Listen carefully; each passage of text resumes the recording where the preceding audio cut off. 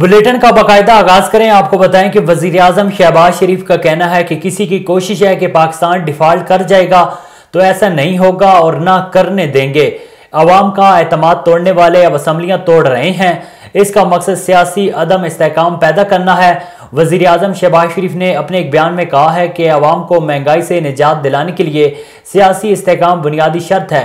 पाकिस्तान से वफादारी और दोस्ती का तकाजा है कि मुल्क में मुआशी इस्तेहकाम हो। मईशत में बारूदी सुरंगें बिछाने वाले अब सियासी निज़ाम में यही करने की साजिश कर रहे हैं।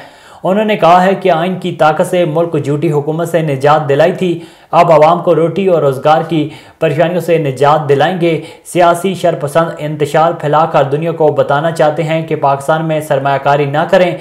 सैलाब मुतासरीन को सर्दी, भूख और बीमारी से बचाने में सियासी शरीरों का हिस्सा नहीं, ये सियासी मतलब परस्त और खुदगर्ज हैं।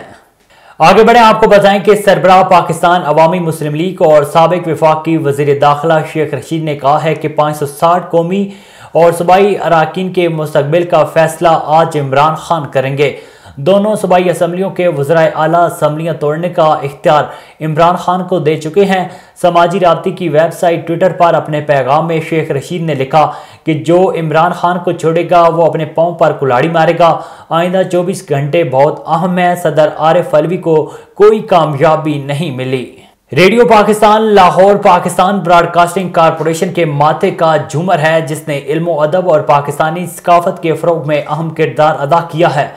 डीजी रेडियो पाकिस्तान मोहम्मद ताहिर हसन ने इन ख्यालात का इज़हार रेडियो पाकिस्तान लाहौर के तमाम जिम्मेदारान और कारकुनान को स्टेशन की 50वीं सालगिरह पर मुबारकबाद पेश करते हुए किया।